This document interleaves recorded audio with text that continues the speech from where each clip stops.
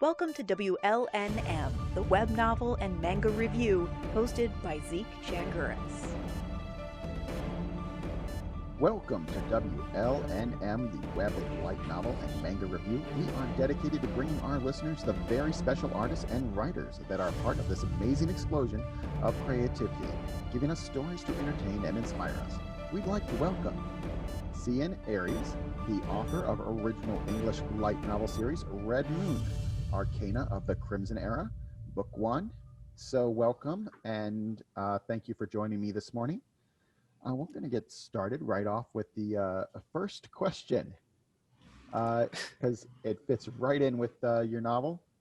Have you ever imagined the end of man? Yeah, sometimes I do imagine it. I wonder what it'll be like. Will it be apocalyptic? Will it be aliens? Will it be, Will it be a virus? Yeah, will it be a virus? This isn't the virus everybody expected, but still it's deadly. Yes. I hope you're staying safe as well. Yes, I am. I hope you are too. I fortunately have been able to both work from home earlier in the year, and now I am in a large empty classroom because they want to keep an eye on us to make sure that we're actually doing work. My students are at home, and we're doing the lessons online. So we're making it the best we can. Good. I'm also well and safe. Thank you. Yeah, it's a very difficult time for some of us. Yeah, true. So here's my big question for your book. Just can you sum up our plot in a couple minutes? Can you tell me what's the setting? We know that we have an apocalypse that happens, but tell me about what is the really interesting parts of your story in your opinion? Okay, so the series is actually set in this futuristic medieval type demon society where you can reference from the name that demons are the apex predators on the planet right now, and magic is the way of life for them. Their everyday life is controlled by magic, and humanity is no more because the humans got wiped out due to this ice age.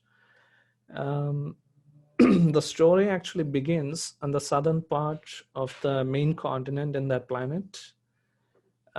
Like what happens is one of the main protagonists, her name is Elizabeth Raven. She decides to take action against certain events that are occurring all around her. But what she doesn't realize is her actions are going to literally open Pandora's box, and it's going to start a series of events which neither she nor anybody else can ever predict. So that's basically the plot. Okay, so And you're leading us with a little mystery here. Yeah. And the world setting, I think everybody got the idea from reading that synopsis. But after the ice age, humans, they were on the verge of extinction. They tried everything to survive. They relied on technology, they relied on the gods. Everything failed, and then they just kept begging and praying. And then in their 11th hour, the demon emperor shows up in front of them, and he gives them a deal. Listen, I'll protect you against this ice age. In exchange, give me half of your souls.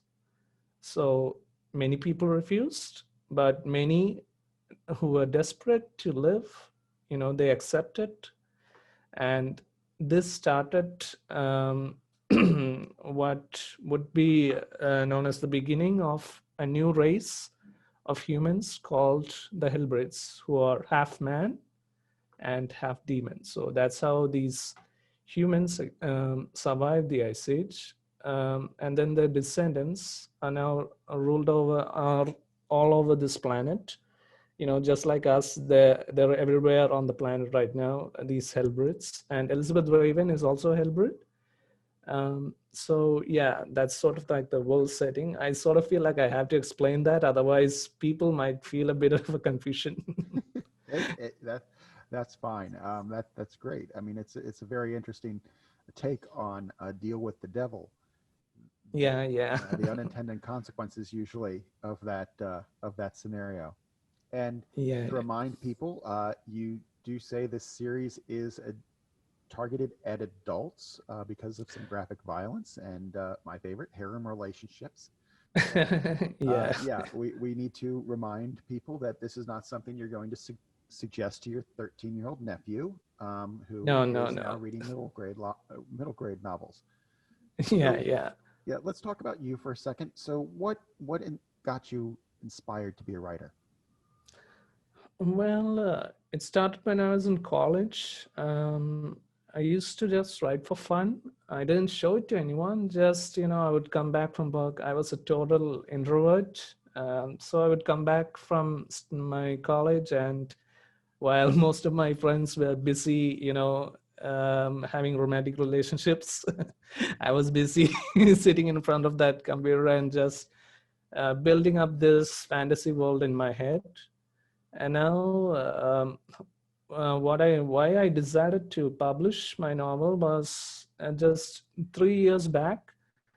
Um, I was sitting at my office just writing around, and I got hit with this wave of, um, I don't know what to call it, maybe sadness, maybe an emptiness. I didn't know where my life was going.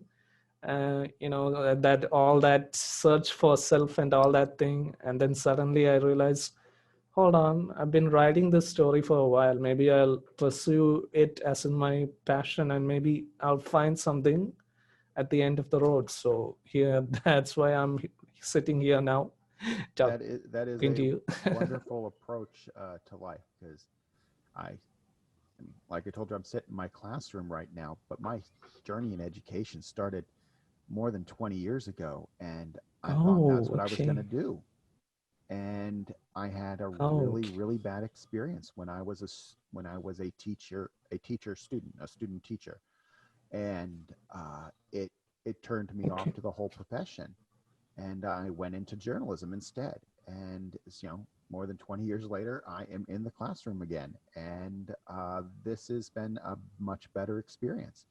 So when they told me as a kid, Awesome. you may Awesome. have multiple jobs in a lifetime, different careers, I thought they were kidding me, because my father worked at the same place all his life, and now I've hopped scotched from different employers, you know, uh, multiple times. So it's just I get to reinvent myself, and I've really enjoyed that part.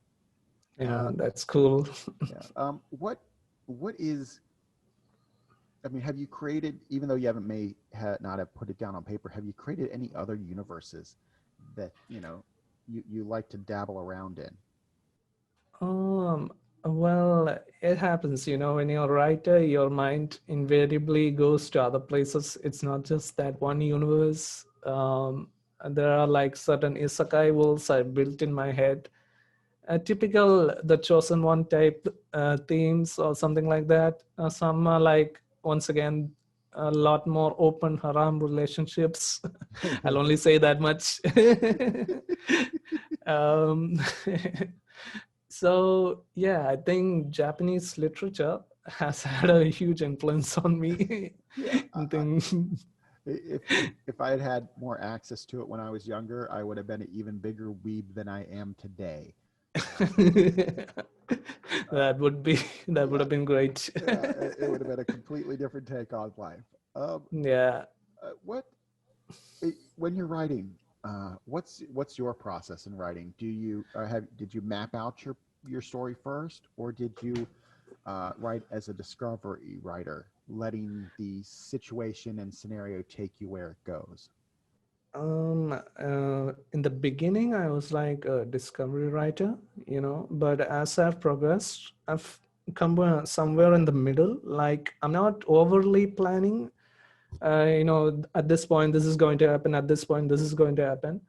But I have these main points mapped out. I have to reach this segment from this segment, and but I don't have a very good idea of what's going to happen in between. So it's always a surprise to me. Like the other day, I was writing the second book in this series, and I've been trying to get through one scene for like 5 days. I just keep writing it, then deleting it, then writing it, deleting it. And only yesterday was I able to find that ending which I really liked. So yeah, it's the process like that, and I try to write every day, but that doesn't always happen. With work as it is, sometimes you feel so drained. So I hear you. yeah, and so I concentrate more on the weekends. So yeah, that's all. Yeah, I mean, finding time to write is, for a lot of us who have other professions, is definitely a challenge because you have family, you have work, you have the stresses of everyday life. And even though the story's in your head, getting it down on paper with any energy is at times impossible. I know that happens for me a lot. I was on a roll before we went back to, went back to school, Oh, and okay, okay. then school kicked in, and I've been so exhausted the last 2 weeks. I can barely, pour milk on my cereal. Oh, So I can imagine. yeah, I have the greatest respect for teachers and parents. yeah. I Thank don't you know how very you much. manage kids. Yeah, managing kids is they're high schoolers, but they're still kids. Yeah, more So drama. more drama, yes. So have you, when you're in your writing process, since you said you did do a little bit of discovery writing, does any have you written a scene that surprises you, like you're like, oh my goodness, I did not realize that was going to happen, but there it is on the page? Oh yeah, one scene in particular, I got praised by my editor. She's usually very strict, but that one scene, she said, "Oh my God, great scene," and she left a comment, and that was totally by chance. You just get into that mood when you're writing certain scenes, and then you turn on that epic music, get to to get into that feel. And yeah, it has happened, and it's a nice feeling. I just go back sometimes to that one, I think it's that one paragraph in that particular chapter, and I go back to it, and I read it whenever I'm feeling a bit tired or feeling a bit down. I just read it and say, wow, I can't believe I wrote that. Yeah, So yeah. that is a great feeling, especially when somebody else, Yeah, discovers that, yeah, and they're like, wow, so that's amazing, and you're like, was it? And they tell you what they liked about it. That is a great feeling, to have. So what um, what's your favorite type of scene to write? Are you a dialogue writer? Are you a action writer? Um, you know, I'm pretty sure we're familiar uh, at least one novelist who writes like 30-page sex scenes. So what um, what oh, do okay. you like to write? What scenes do you feel are your I've strongest? I've always known that dialogue is my strongest, and that's a comment which most people have told me after reading my work. And one thing I worked on during this first book was how I write fight scenes.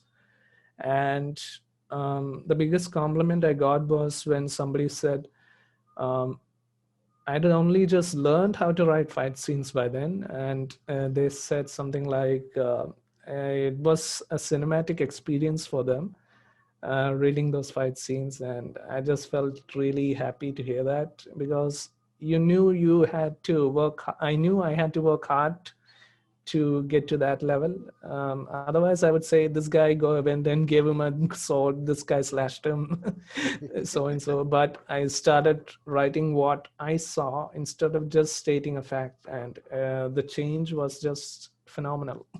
That Hey, I struggle at writing fight scenes. I'm very good at setting, but Ah, okay.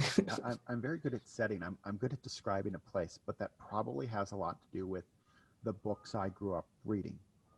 I Oh, I okay, read a okay. lot of growing up. Lucy Maud Montgomery was my favorite author. She is the author of Lus- the Anne of Green Gables series. Oh, okay, okay. I So watched that first episode. It was really fun. yeah, so It's- she was an expert at writing, like really getting you a sense of setting and a sense of place, and I think that yeah, probably influenced how I later write, and unlearning that's some of that to push myself has been difficult.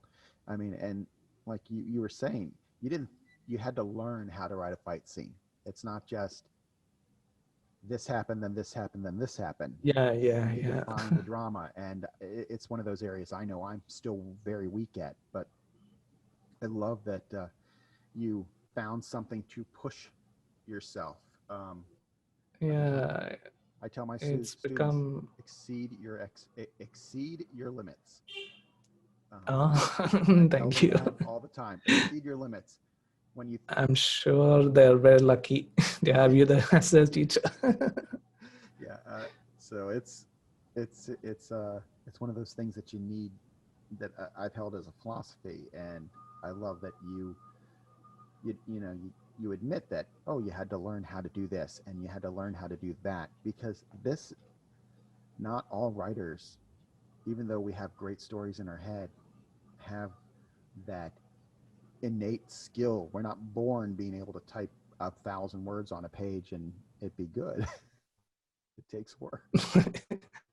Oh, yeah, it's terrible hard work. And there are so many good stories. It's a shame we can't read them all. Yes, it is. It really is. So Oh, shit. Oh, it's it's all right. So what? Let's move into to pop culture right now. Is there a anime or a light novel series that you're enjoying right now?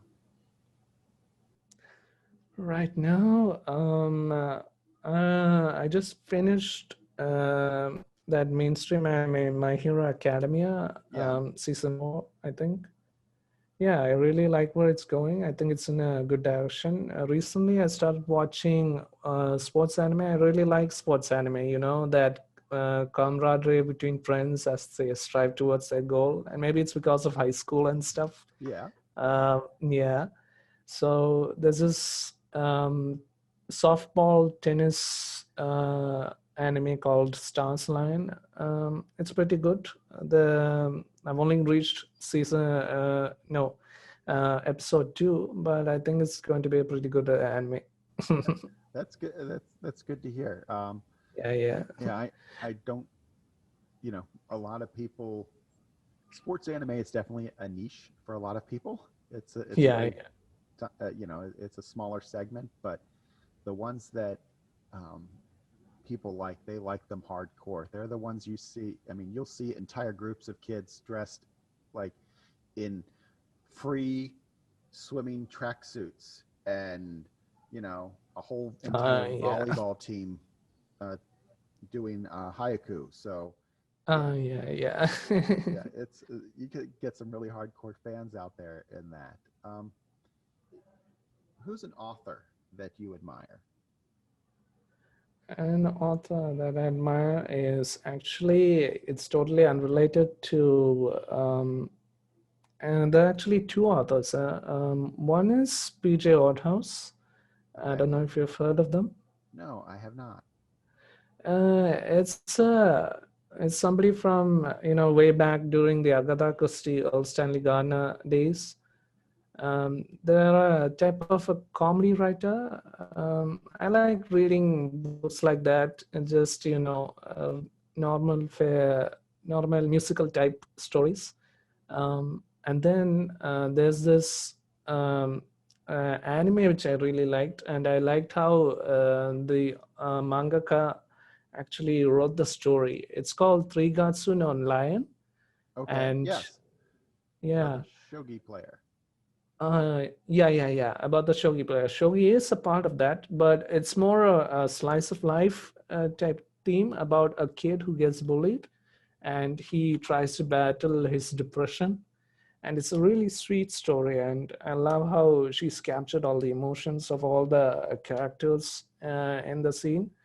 Obviously, anime has a different effect than manga and everything, but the writing, I just, felt very happy to, see it happen.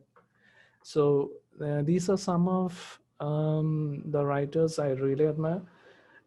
Most of my inspiration actually comes from anime or manga, and then there's video games and computer games and stuff like that. And from an early age, I've read a lot of books from different authors. So um, I don't think I've had a particular favorite. I've just read most of them. Whatever's come my way, I've tried Yeah. to read them. Okay. Hey, there are some of us who just we're non-genre specific when it comes to what we choose to read and how we choose to entertain ourselves.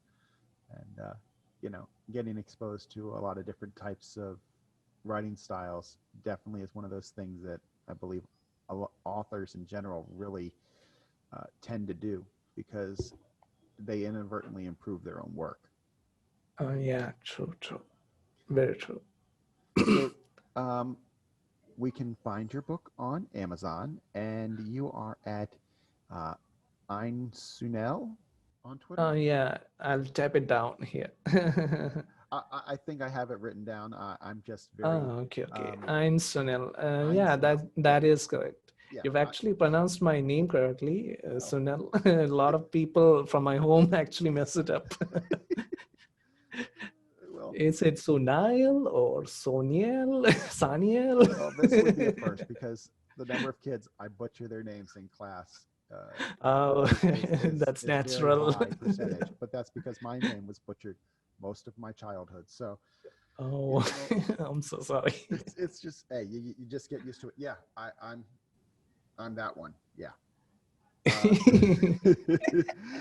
Thank you for joining me today. And I know you agree with me in that every creator has a voice and they need the chance to be heard because uh, stories don't exist in a vacuum, and we need to make sure that we get as many of them out there as possible because they all have legitimacy. And Yeah. I hope to continue to do this podcast and continue to share the works and the creative efforts of the writers that inspire all of us to be better writers or just simply entertain us because we love to read. So thank you very much for joining us, joining me, and I hope you have a good evening on your side of the world. Oh, thank you so much. And it was a pleasure talking with you as always. I hope you have a good evening as well and a good weekend. Thank you, and uh, I'll keep an eye out for whenever you finish your next novel. Oh, cool, cool. All right. Thank you. Looking forward to it. Thank you. This has been a WLNM podcast.